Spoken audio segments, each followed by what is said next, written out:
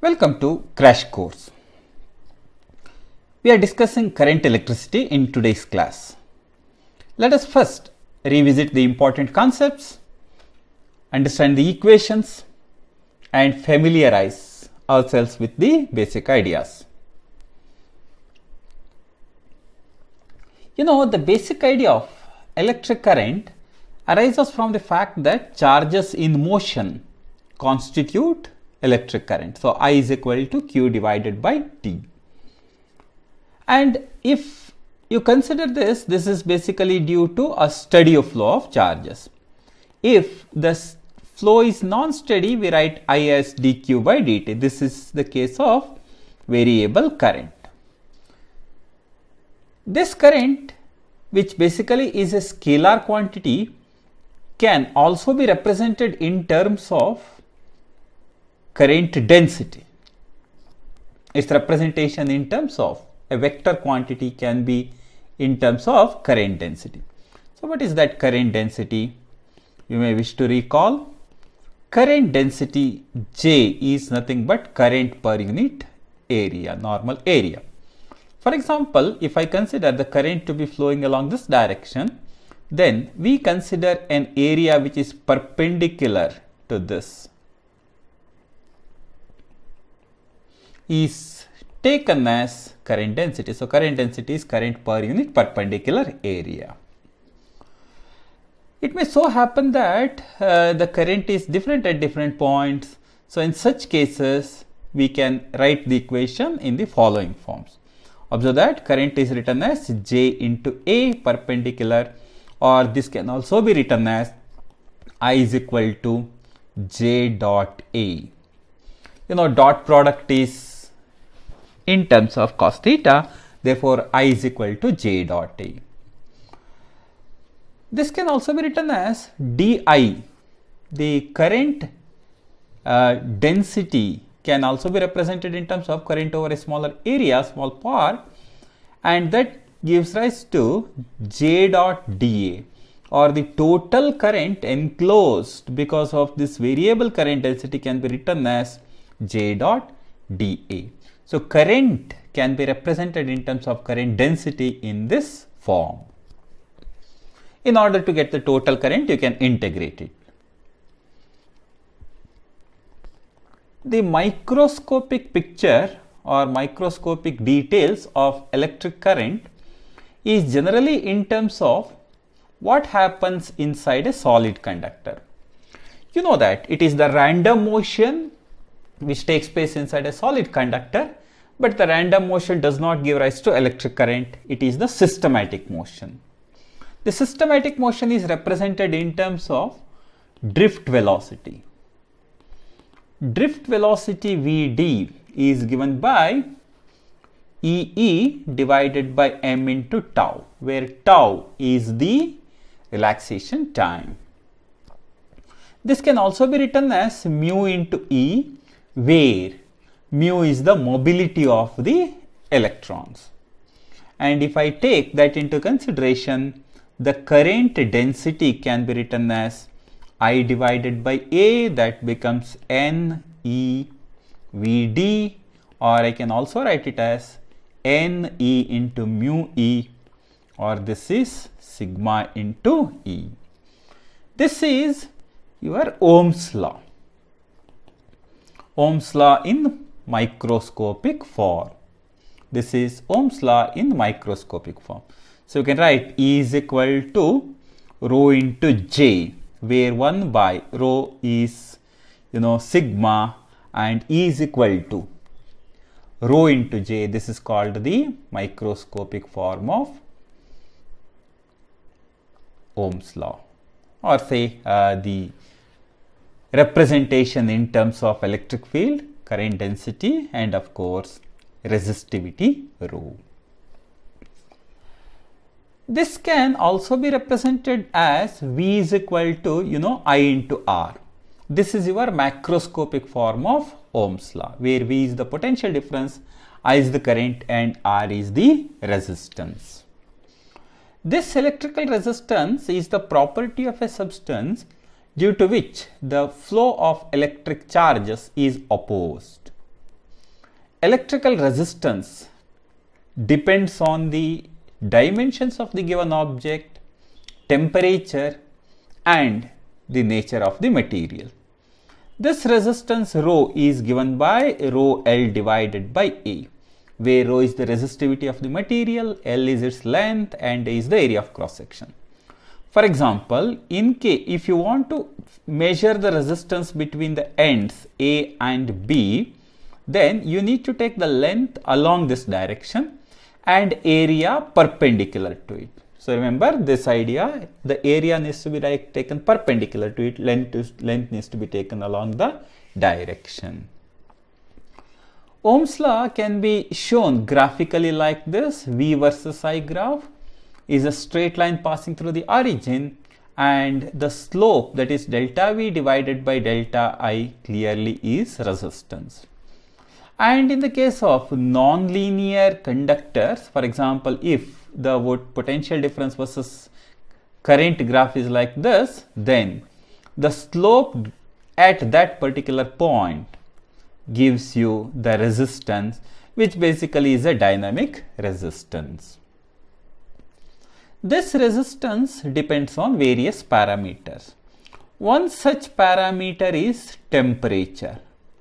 How does the temperature affect the resistance? The temperature dependence of the resistance is given by RT is equal to R naught into 1 plus alpha theta, or so I can write R theta is equal to R naught into 1 plus theta, where theta is the temperature. And we can also write resistivity rho as rho naught into 1 plus alpha theta, where alpha is the coefficient of temperature coefficient of resistance.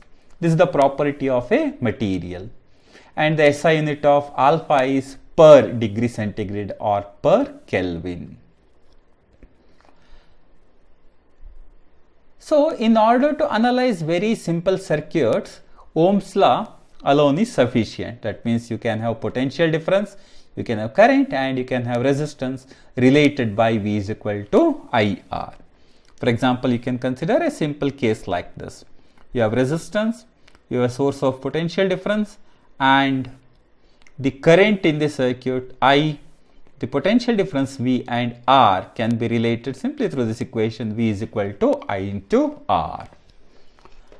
However, in order to analyze complex circuits, the Ohm's law alone is not sufficient. Ohm's law alone does not suffice. In such cases, we have to resort to other tools. And one such tool is the usage of what is known as Kirchhoff's law.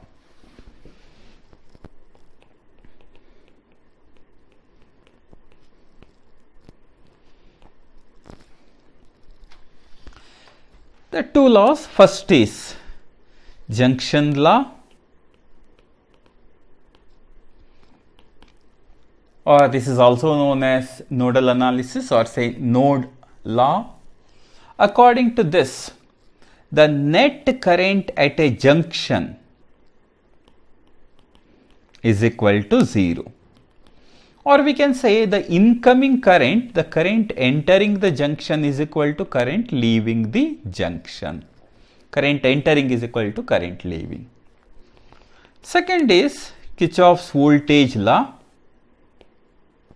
or loop law, according to which the net change in potential over a loop is 0.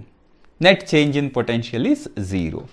Now, the net change in potential involves perhaps the changes across the resistors and changes across the EMF sources.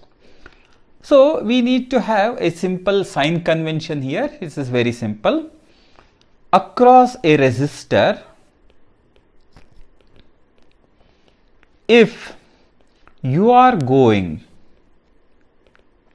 along the direction of the current, then there is a drop in potential.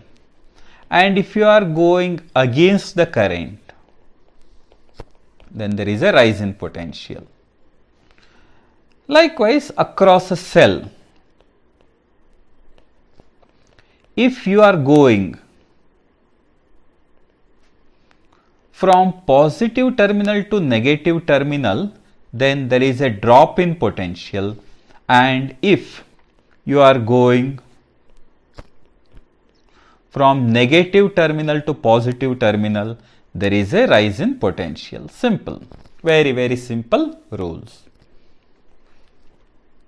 So with the help of Ohm's law and Kirchhoff's law, it is pretty easy to analyze the circuits and obtain the unknown, like maybe current, maybe voltage, maybe resistance, etc. But many a times what happens is that perhaps you are given the resistors connected in various possibilities.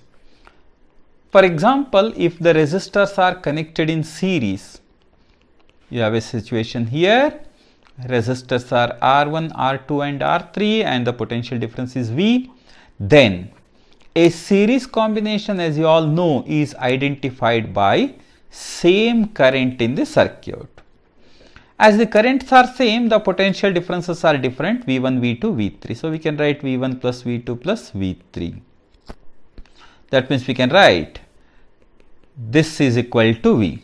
So we can write I into R1 plus R2 plus R3 is equal to I into R effective or equivalent. That means I am going to replace this these three resistors by one resistor whose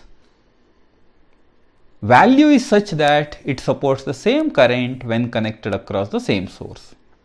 So I have R equivalent in series combination as R1 plus R2 plus R3. So also remember, in this case V1 is to V2 is to V3 is equal to R1 is to R2 is to R3. Because the currents are same, we can write it this way. The voltage is directly proportional to resistance. For example, you have this situation, you have two resistors R1 and R2, and imagine that this is the voltage source. If V1 is the voltage across this and V2 is the voltage across this, then we can write V1 is equal to R1 divided by R1 plus R2 plus R3 etc. into V, and V2 is equal to R2 divided by R1 plus R2 plus, we have only R2 here, into V. So remember the usage of this simple equation. If there are two identical resistors, R and R each connected in series, then the equivalent resistance is 2R, and if there are n identical resistors, R each all connected in series, then the equivalent resistance is R times or n times R. In parallel, what if the resistors are connected in parallel? We have a couple of resistors R1, R2, R3 etc. and they are all connected in parallel across a source. You know that the combination is said to be parallel if the voltages are same across them, which implies that the currents are different. So a parallel combination is identified by the fact that the voltages are same and the currents add. Therefore, the net current is given by I1 plus I2 plus I3 etc. and the equivalent resistance is given by 1 by R is equal to 1 by R1 plus 1 by R2 plus 1 by R3.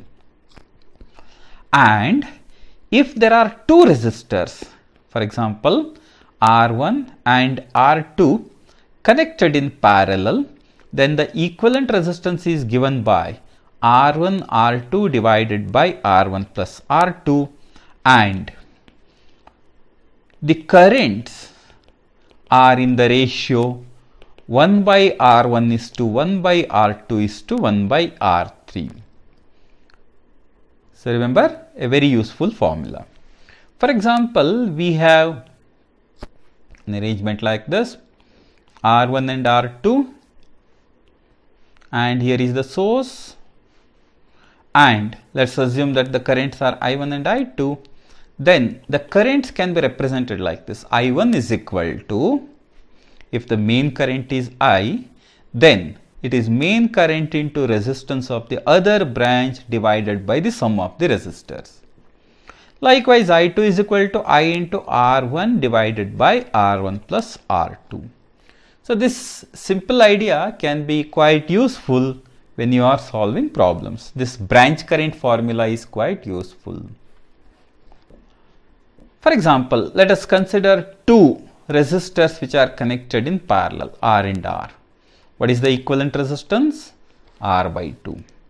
If there are n such identical resistors all connected in parallel, then the equivalent resistance is R divided by n. These ideas are regarding resistors. Just like resistors,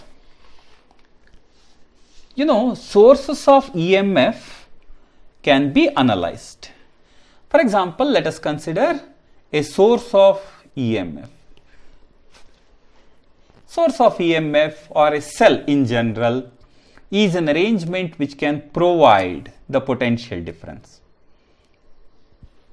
This is represented by E. It also has some amount of finite internal resistance.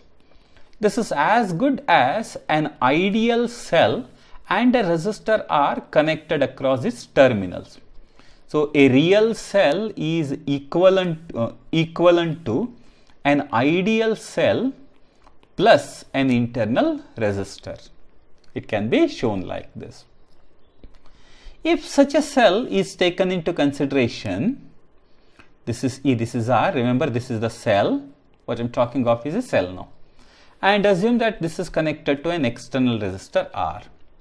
Then the current in the circuit is given by E divided by R plus R, and the potential difference between the two terminals, for example A and B, can be written in various forms. This can be written as E divided by R plus R, or potential difference AB can also be written as E minus IR, where IR is the drop across its internal resistance. So, potential difference AB, which is also called as terminal potential difference, is nothing but E minus IR.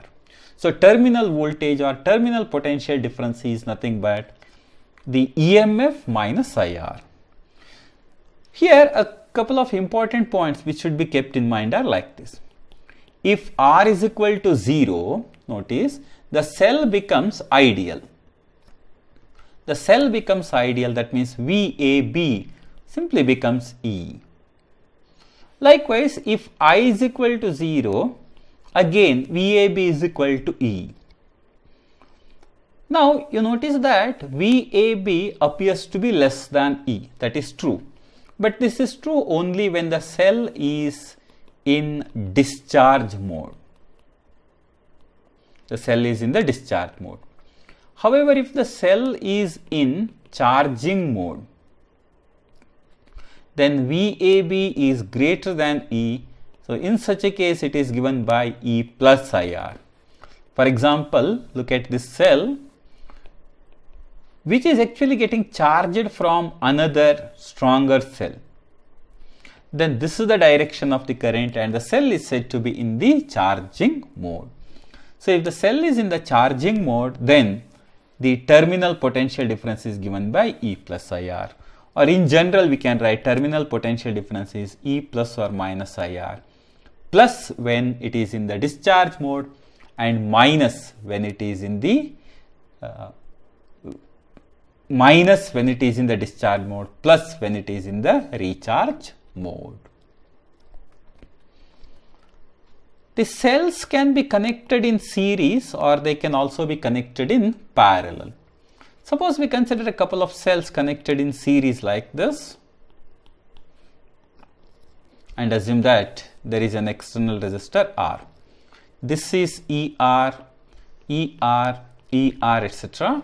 Then the current in the circuit is NE divided by, let's assume that there are N such cells, NE divided by R plus N into R. Now, if NR is very small compared to R, then the current becomes NE divided by R. NE divided by R. You can also notice that if the combination is in parallel, the situation is different. For example, let us consider this arrangement ER, etc. There are n such cells and an external resistor R is connected. And in this case, the current is given by E divided by R plus R divided by N. Or I can use a different symbol here, I can use M here. So R divided by M. Or this becomes ME divided by MR plus R.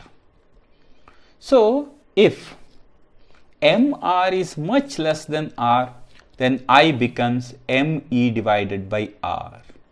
So keep these basic ideas in mind.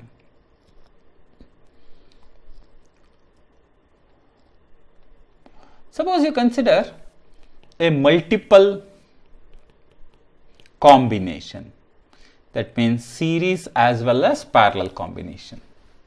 For example, you can consider it like this: identical cells, there are, assume, M cells, okay, and there are n such rows, and this entire combination is connected across an external resistor R, and each cell is of E comma R. Then we can think of this entire arrangement like this: the current I becomes ME, that is the EMF of each row, divided by external resistor is R and net internal resistance, what is that? Due to each row I have MR and there are n such rows, so R plus MR divided by N, or this reduces to NME divided by NR plus MR. Now if current is to become maximum, then NR is equal to MR, or we have R is equal to MR divided by N. That means current is maximum when net external resistance is equal to net internal resistor. This is what is known as maximum power transfer theorem.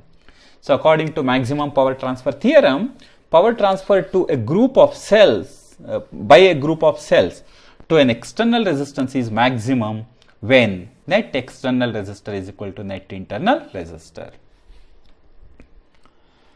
There are a couple of important applications here. What are all those important applications? Number one, what is called as Wheatstone's network. What is that Wheatstone's network? A Wheatstone's network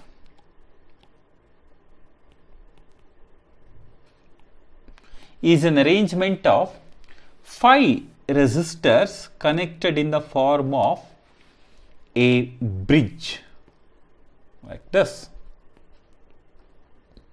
We can call the resistors as R1, R2, R3, R4 and R5 and assume that this entire setup is connected to an external resistor.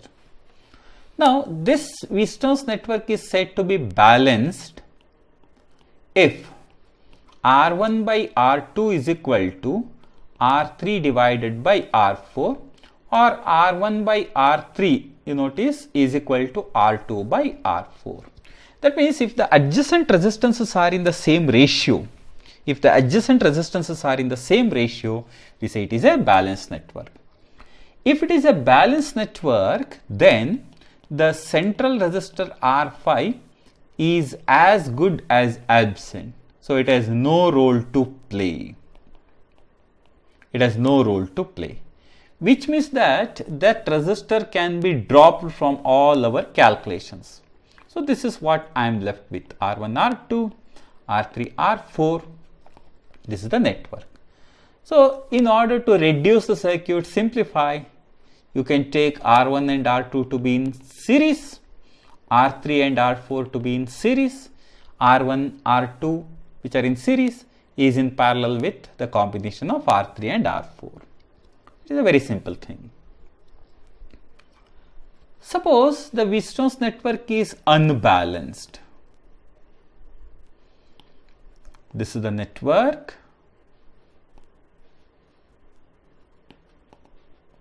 R1, R2, R3, R4, R5.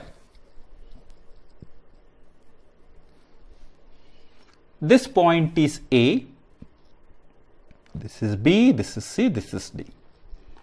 Now let's assume that R1, R4 is greater than R2, R3. So first of all, we have noticed that R1 by R2 is not equal to R3 by R4. Remember it. So now if R1, R4 is greater than R2, R3, then potential at C is less than potential at D. If R1, R4 is less than R2, R3, then VC is more than VD. So remember this. This is a very important result. But in order to analyze these circuits, you will have to go for Kirchhoff's law. A simple rule like Ohm's law doesn't suffice here. You will have to go for Kirchhoff's law to analyze such circuits.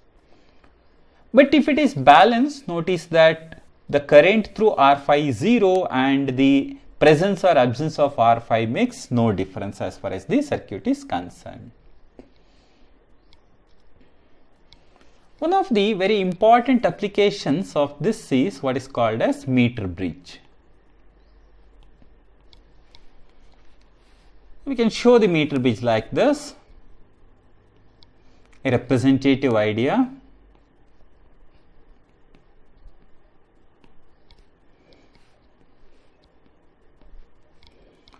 This is a wire of length L,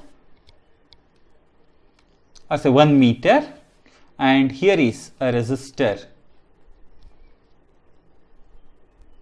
P, and here is one more resistor Q. I can call it as P and Q, and there is a sliding contact connected to galvanometer, and this is connected to a source of potential difference. And we start sliding this contact starting from the left end A, and I go up to the end C. Now at some point B, the galvanometer shows 0 reading. Let's assume that this length is L. Then the other length is 100 centimeter minus L. Now as the current through the galvanometer is 0, it resembles a Wheatstone's network. And therefore I can say P divided by Q is equal to L divided by 100 minus L. Therefore, the unknown resistance can be calculated. For example, Q. If Q is an unknown, I can calculate the value of Q. So Q will be equal to P into 100 minus L divided by L. So unknown resistance can be calculated using this very simple idea.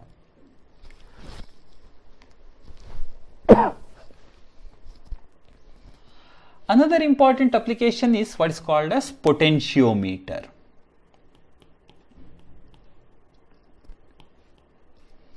What's a potentiometer? It's basically a linear conductor of uniform cross section with a steady current set up in it.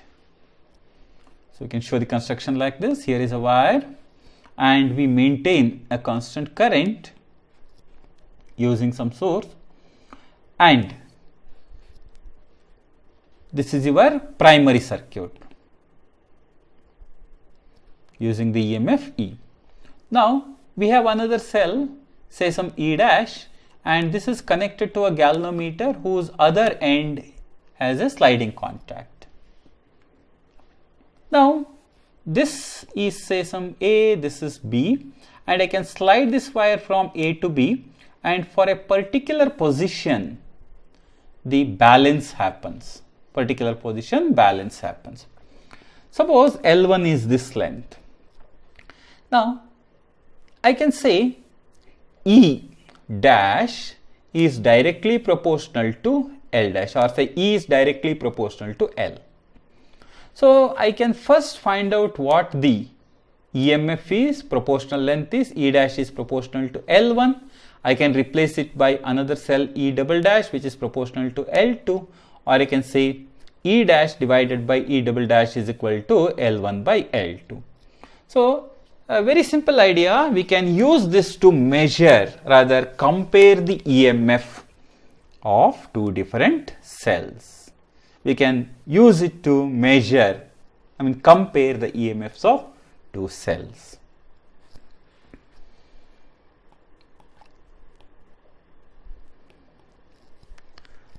Ammeter is nothing but a modified form of galvanometer. This is used to measure current. Galvanometer can measure very small current. Now, how to convert a galvanometer into an ammeter? You know that an ammeter is always connected in series and the ammeter has a very, very low resistance. So, these are the two requirements. To convert a galvanometer into an ammeter, what are you going to do? You are going to connect a low resistance in parallel. A low resistance is connected in parallel. This is what is called as shunting. For example, we can show like this, galvanometer, and we can connect a low resistance S, shunt resistance S in parallel. The main current is I, the current through the galvanometer is Ig. So, how much shunt resistance should be connected? This is given by Ig into G divided by I minus Ig, where G is the resistance of the galvanometer. So, if I know the resistance of the galvanometer, I can find out what should be the shunt resistance to be connected to convert it into an ammeter of known range. An ammeter of known range. Voltmeter, is an arrangement which can measure the potential difference, and therefore it is connected in parallel across the device, and this should have a very high resistance. How to connect a galvanometer into a voltmeter? To connect it, for example, I have the galvanometer here, and to connect it into a voltmeter, I'll connect high resistance in series with this. High resistance in series with this. This entire setup is what is now called as a voltmeter. Suppose the current is I, this Ig. So, we can say the resistance required can be calculated easily. Now, Ig is equal to V divided by R, that is galvanometer resistance plus R. So, we can say G plus R is equal to V by Ig, or the resistance required is V by Ig minus G. So, in order to convert a galvanometer into a voltmeter, we need to connect a high resistance in series, and the resistance required is given by V by Ig minus G. Electrical power. The energy liberated per second in a device, is called as power. That's right.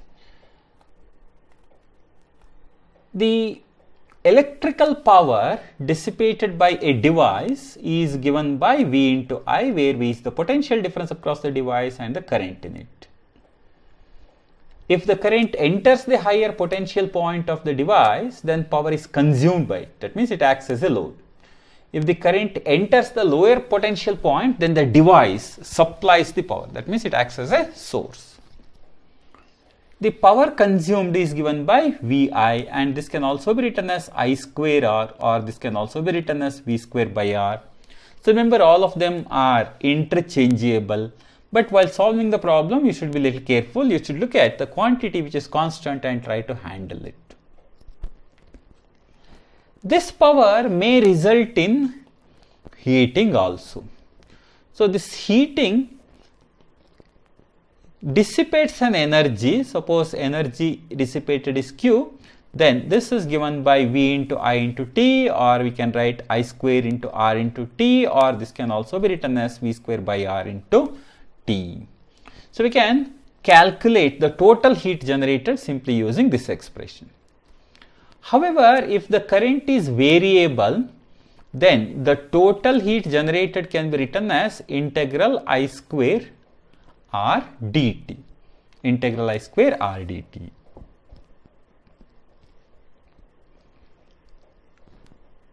As an example, let us consider series combination of bulbs. Let's assume that there are a couple of bulbs. Let's represent it like this. And these bulbs have different power. For example, this is P1, this is P2, this is P3, etc. And they are designed to operate at a voltage V. That means the rated voltage is V. Then the effective power dissipated is given by 1 by P is equal to 1 by P1 plus 1 by P2 plus 1 by P3, etc. So when the bulbs are connected in series, this is the equation. Remember, when the bulbs are connected in series, the least rated bulb glows brightest. A very simple idea, the least rated bulb glows the brightest. What if they are connected in parallel? This is the preferred connection in domestic usage. This is the second bulb, here is the third bulb, and so on. They are all connected in parallel across a source. Let's assume that this is V. P1, P2 and P3 are their powers. They are designed to operate at value V.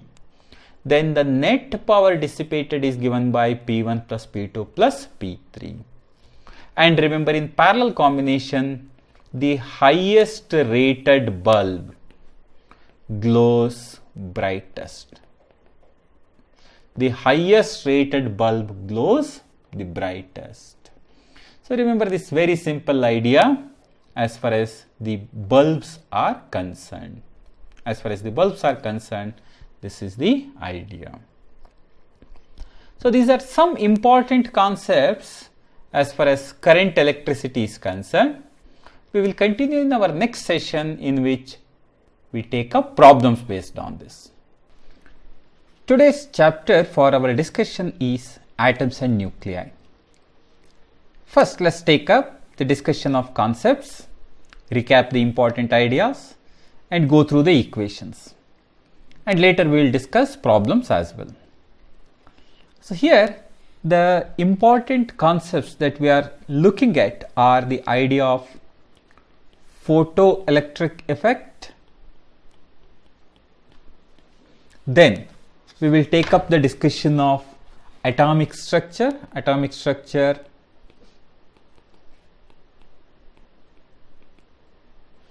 Then we take up the discussion of radioactivity, and finally the idea of nuclei. So these are the four important concepts as far as this entire chapter is concerned. First of all, the idea of photoelectric effect. Photoelectric effect.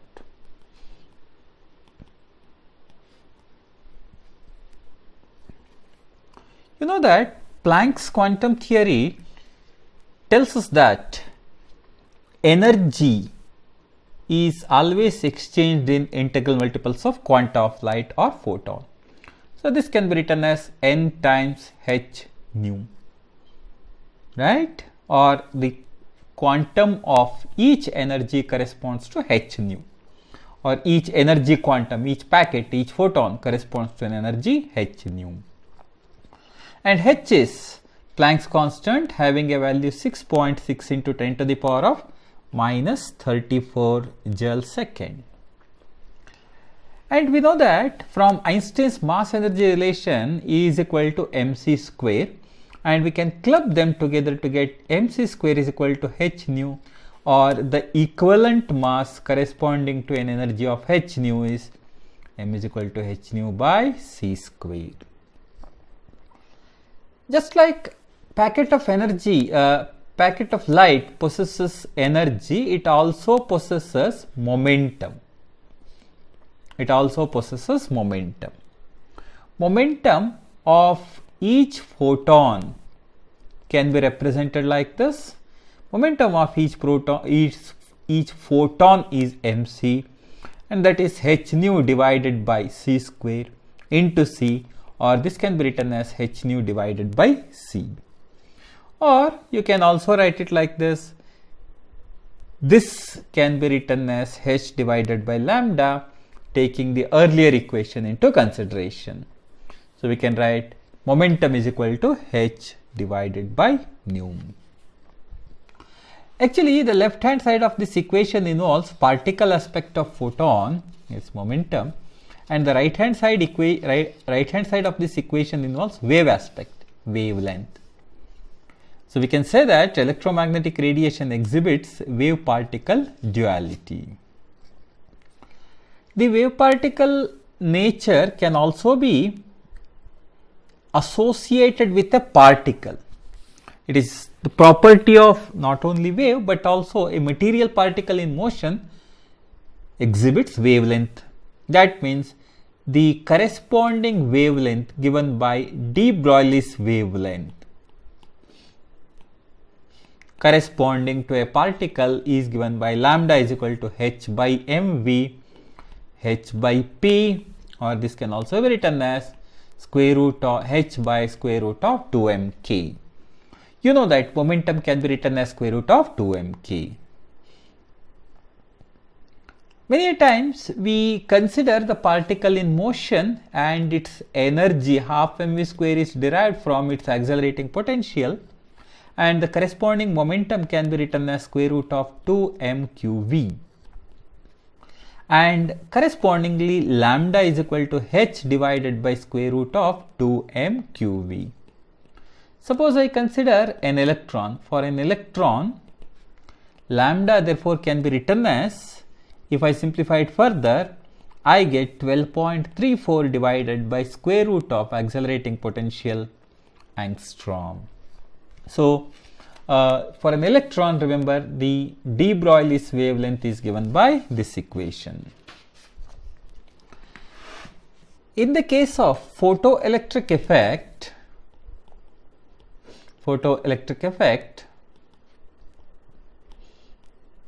a light of suitable frequency is incident on a metal surface, and because of this electrons are pushed out of the metal surface, and this process is called as photoelectric effect. Einstein's theory of photoelectric effect tells us that some minimum energy is required to push out these electrons.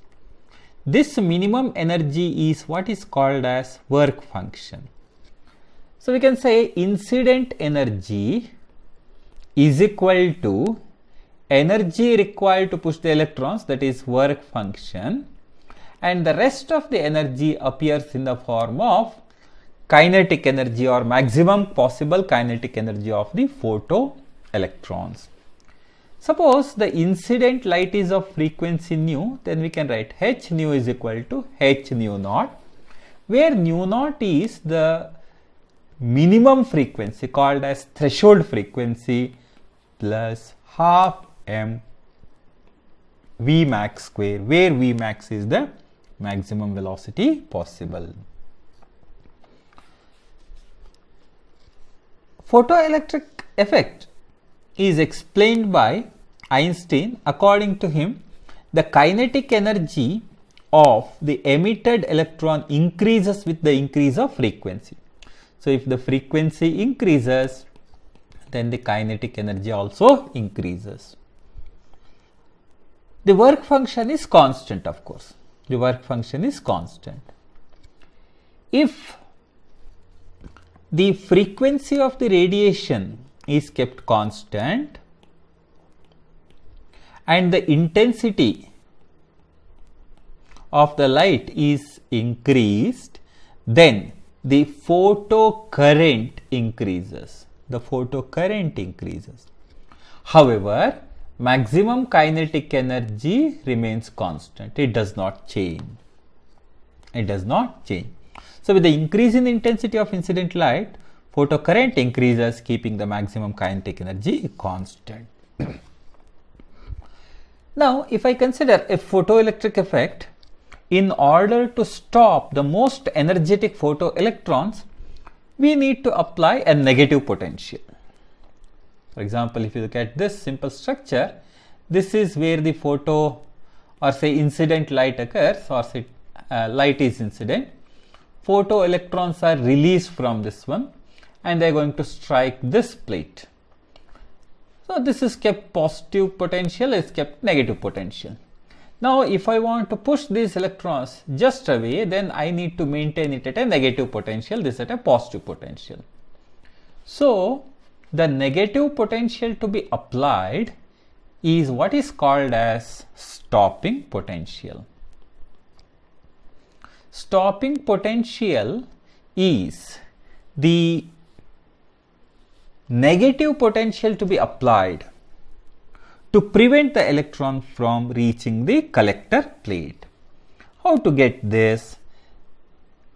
Stopping potential, I call EVS, is equal to maximum kinetic energy, and that must be equal to h nu minus W, or we can write this as EVS is equal to h nu minus h nu naught, where nu is the frequency of the incident light and nu naught is the threshold frequency.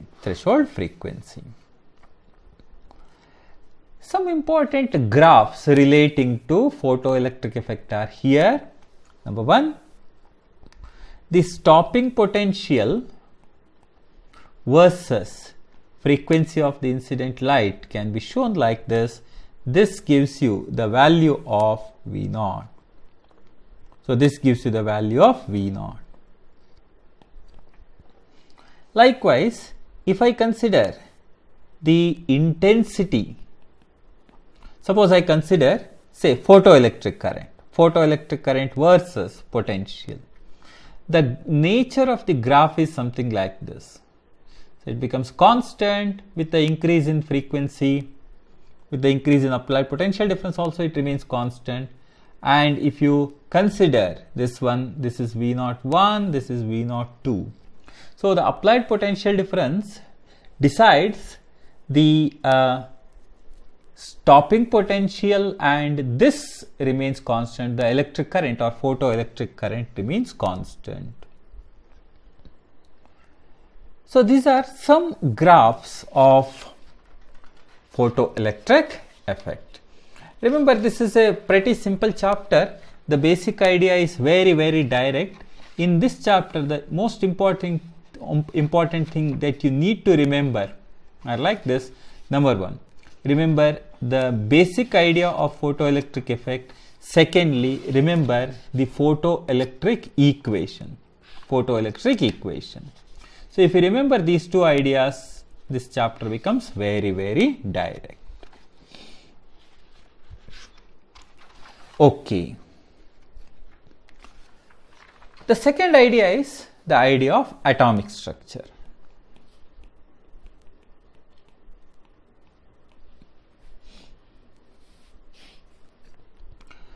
Of all the important available atomic structures which explain the structure of an atom, Bohr's model is the most convincing one, intuitive one, and of course this is the earliest model which successfully explained the stability, mechanical stability and the electrical stability. According to this model, there are two postulates. Number 1, first postulate tells us that electrons revolve around the nucleus just like a planet around sun. Then it tells us that the mechanical stability is provided by the electrostatic force, or we can say mv square divided by r is because of electrostatic force of attraction between the nucleus and the electron. So, this is the basic idea. Of course, this was basically Rutherford's contribution. the first postulate of Bohr's model is about the stationary orbits. You know, electrons cannot revolve in all those orbits as suggested by classical theory, but only in those orbits for which the angular momentum is equal to an integral multiple of h by 2 pi. Or we can write this h, that is angular momentum, that is mvr, is equal to n times h divided by 2 pi. So, according to first postulate, the angular momentum is equal to integral multiple of h by 2 pi. The second postulate deals with energy when an electron jumps from one orbit to another orbit or one energy level to another energy level. So, according to this, whenever an electron jumps from higher energy level to lower energy level, the energy difference is given out in the form of light of frequency or radiation of frequency nu. So, E2 minus E1 is equal to h nu. So, this is the second postulate. Based on this, a couple of important equations as far as Bohr's model is concerned are: number one, radius of the orbit.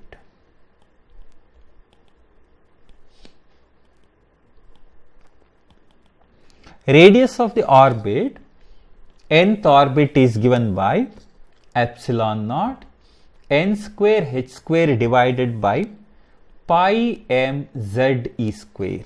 That is the radius of the nth orbit.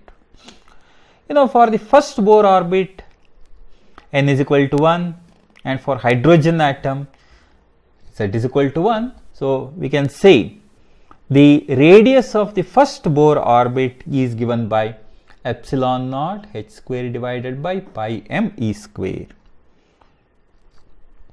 So, we can also say Rn is directly proportional to n square. That means the radii are in the ratio 1:4:9, etc. And radius is inversely proportional to z also. It is inversely proportional to z also.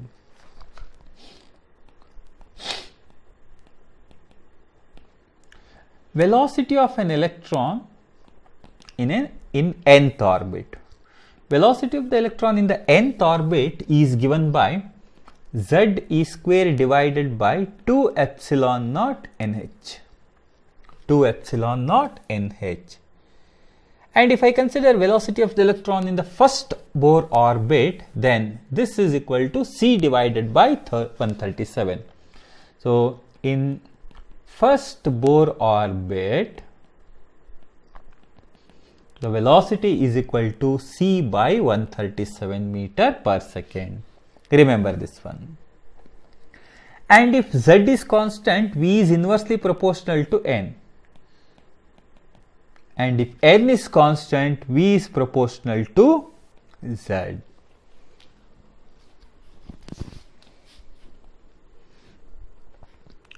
Energy. Energy of an electron in nth orbit. First of all, potential energy is given by minus 1 by 4 pi epsilon naught z e square divided by r, and kinetic energy is given by half m square, that is z e square divided by 8 pi epsilon naught r. So, we notice that potential energy is equal to minus 2 times kinetic energy, and total energy is equal to minus z e square divided by 8 pi epsilon naught r, and if you compare this and this, total energy is equal to negative of the kinetic energy. Negative of the kinetic energy. This can be simplified further, and we can write as minus 13.6 z square divided by n square electron volt. I can substitute for r and I can obtain this relation. So remember this one, the total energy is given by minus 13.6 Z square divided by N square. Now depending on the transition from one level to another level,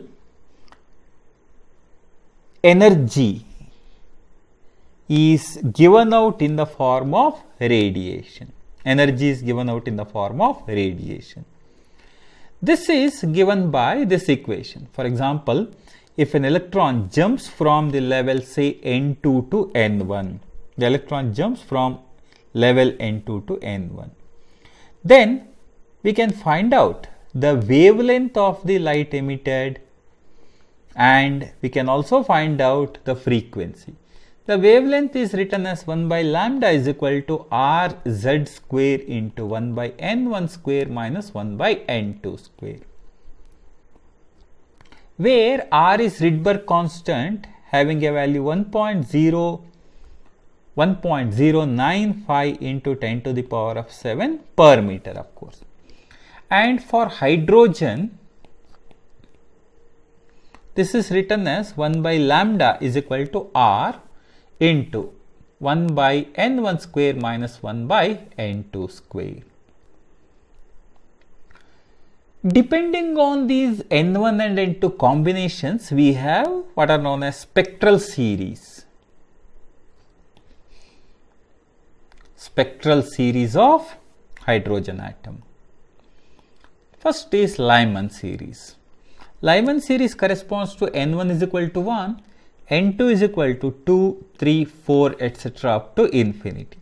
And we can write 1 by lambda is equal to R into 1 by N1 square, that is 1 square minus 1 by N2 square. This actually lies in ultraviolet region of electromagnetic spectrum. The series limit corresponds to N1 is equal to 1, N2 is equal to infinity. So if I calculate it, I get 1 by lambda is equal to R, or lambda is equal to 1 by R. The first member corresponds to 1 by lambda is equal to R into 1 by 1, 1 by 2 square, which corresponds to lambda is equal to 4 by 3R. So the range lies from 1 by R to 4 by 3R. Likewise, if I consider Balmer series, in the case of Balmer series, N1 is equal to 2, N2 is equal to 3, 4, 5, etc. And we can write 1 by lambda therefore as R into 1 by 2 square minus 1 by N2 square. And this actually lies in the visible part of electromagnetic spectrum. The series limit is given by 1 by lambda is equal to R into 1 by 2 square minus 1 by infinity. That gives us lambda is equal to 4 divided by R. And the first member of this corresponds to 1 by lambda is equal to R into 1 by 2 square minus 1 by 3 square. 1 by 2 square minus 1 by 3 square, which means that lambda for this is 36 divided by 5 R. So the range of this Balmer series lies here. Likewise, Paschen series corresponds to N1 is equal to 3, N2 is equal to 4, 5, 6, etc. And we have bracket series. N1 is equal to 4, N2 is equal to 5, 6, 7, etc. And we have P-Fund series. P-Fund series corresponds to N1 is equal to 5, N2 is equal to 6, 7, 8, etc. And of course up to infinity. All of them terminate at infinity. So these are what are known as spectral series. These are spectral series. A couple of important definitions which are quite useful here are something like this. Number one, the idea of ionization. If during the process of excitation, what is excitation? Taking the electron from lower level to higher level. So if during the process of excitation the electron is completely removed from the atom is said to be ionized. So the process of removal of the electrons from an atom is called ionization. Ionization energy. Ionization energy is the energy required to remove an electron from an atom. The ionization energy required to ionize a hydrogen atom, is equal to 0 minus of minus 13.6 electron volts or 13.6 electron volts. The same energy can also be expressed in terms of potential, and we call it as ionization potential, which is nothing but the corresponding potential difference required to accelerate the electron.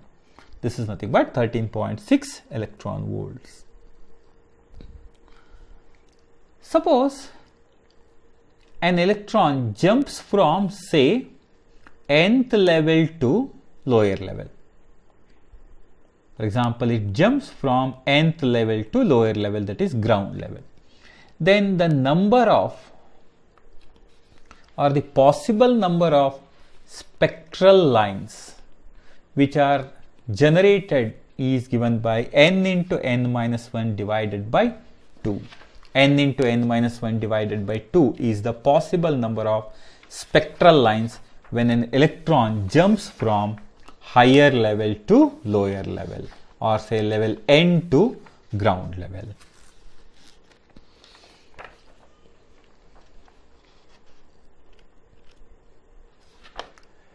The next idea is the idea of radioactivity.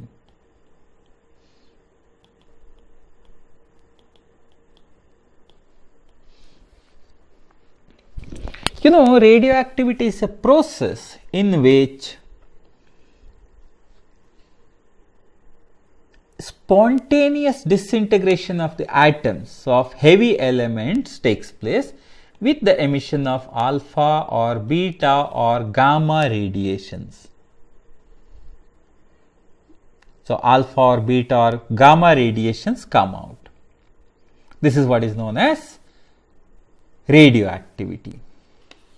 Now, during radioactivity, the given heavy atom disintegrates and it results in another fragment. We can call it as the child atom, parent atom and the daughter nucleus. Parent and the daughter nucleus. Law of radioactive disintegration tells us at what rate does a nucleus or say nuclei disintegrate. According to Rutherford and Soddy, the rate of disintegration dN by dt is proportional to the number of undecayed nuclei. As it is a decay, we can write minus dN by dt. And dN by dt therefore can be written as minus lambda n, where lambda is a constant called as disintegration constant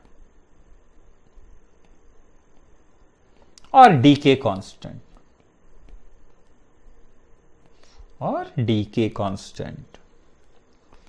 This equation can be written in the following form: n is equal to n naught into e power minus lambda t, where n is the number of undecayed nuclei at some time t, whereas n naught refers to number of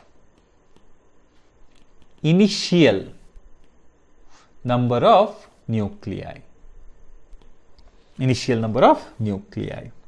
So we can write n is equal to n naught into e power of minus lambda t. Likewise, activity. Thus the number of disintegrations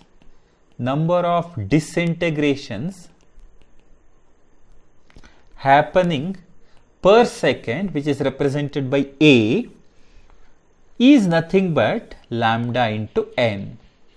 This can be written in the following form. I can write A is equal to A naught e power minus lambda t. Activity can be written in this form. These ideas lead us to the idea of what is known as half-life. Simple concept, the time after which the number of nuclei become half is what is called as half-life. Average life, so this half-life is represented by T. Average life is, or the mean life is, the sum of the lifetimes of all the atoms divided by total number of atoms. This T average is actually given by 1 by lambda. T average is given by 1 by lambda. And half-life is given by 0.693 divided by lambda. 0.693 divided by lambda. So T average is given by this particular equation, 1 by lambda. Some of the important equations which are quite useful are like this. N is equal to n naught divided by 2 to the power of n, where n and n naught are already known to us, and small n is number of half-lives. That means this n is equal to t divided by t, where t is the time. The same equation can be represented in this form also. M is equal to m naught divided by 2 to the power of n, where m is the mass at time t, m naught is the initial mass. Likewise, activity can also be written in this form, A naught divided by 2 to the power of n, where the small n refers to time divided by half-life.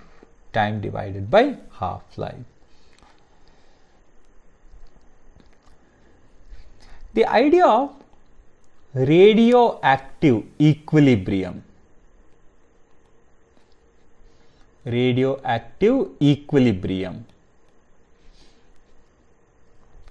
In a radioactive series, at the stable equilibrium, the rate of decay of any radioactive product is just equal to its rate of production from the previous member of the series. That means, if I consider n1 and lambda 1, n1 lambda 1 is equal to n2 lambda 2, or n1 divided by t1 is equal to n2 divided by t2. So remember this one, in the case of radioactive equilibrium, then the rate of production, the rate of decay are equal to each other. This is a simple concept but quite useful while handling numerical problems.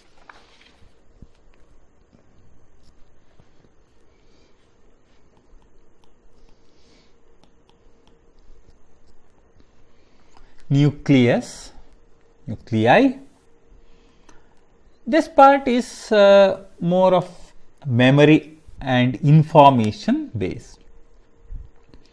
Nucleus of an atom is positively charged and the radius of a nucleus is approximately 5 into 10 to the power of minus 15 meters. The size of the nucleus, as said, size of the nucleus is of the order of 1 Fermi. Its radius is this much. Radius of nucleus in general is given by r is equal to r naught 8 to the power of 1 by 3. What is that r naught? R naught is 1.3 Fermi. It is equal to 1.3 Fermi,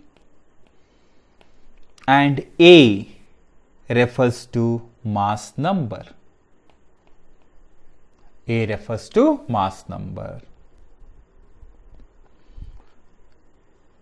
density. Density of a nucleus is given by mass of the nucleus divided by volume of the nucleus. So, I can write A into mass of proton divided by 4 by 3 pi r naught into a to the power of 1 by 3 cube, and this simplifies to mp divided by 4 by 3 pi r naught cube. And this is approximately equal to 10 to the power of 17 kg per cubic meter. That's the average density of a nucleus. That's the average density of a nucleus.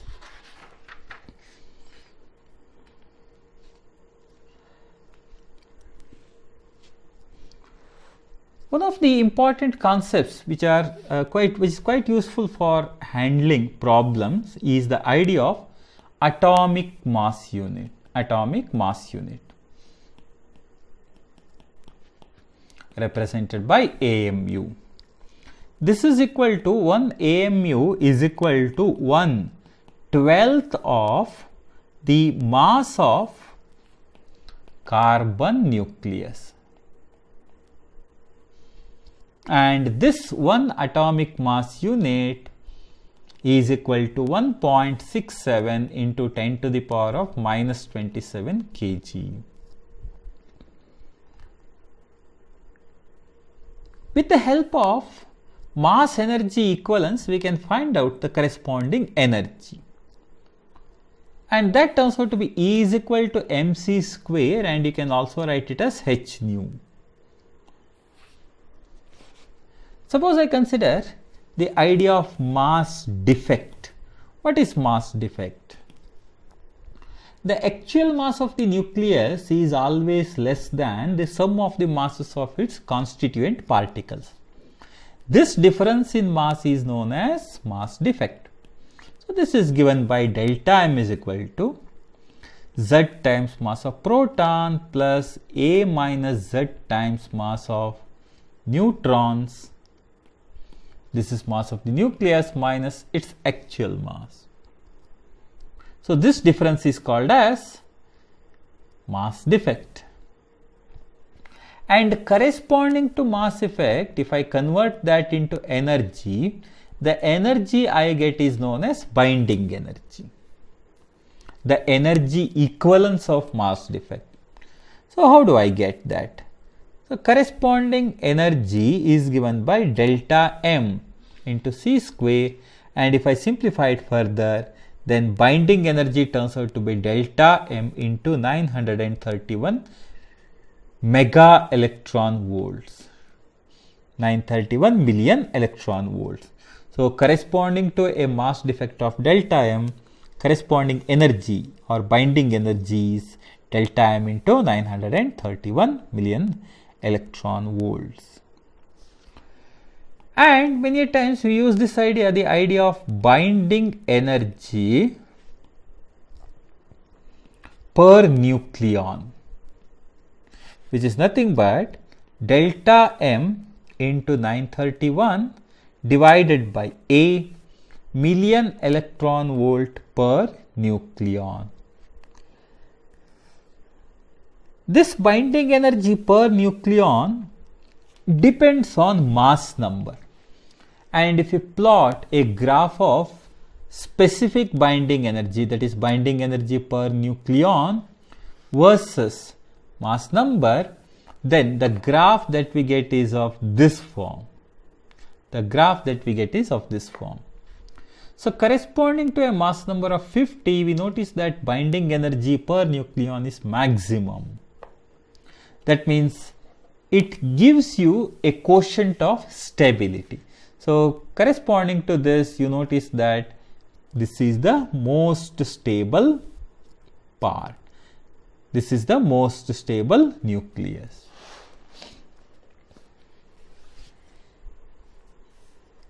A nucleus may undergo decay,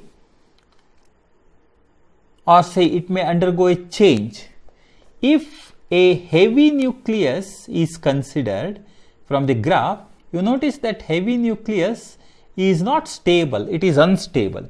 It splits up into lighter nucleus or say lighter nuclei. And this involves liberation of energy. This process is called as fission. So during fission, the heavy nucleus which is unstable split into medium sized nuclei or say smaller nuclei. It's called as fission. Conversely, if I consider light nuclei, they may merge to give a heavy nucleus. And this also liberates energy. This process is called as fusion. So during fusion, this is precisely what happens.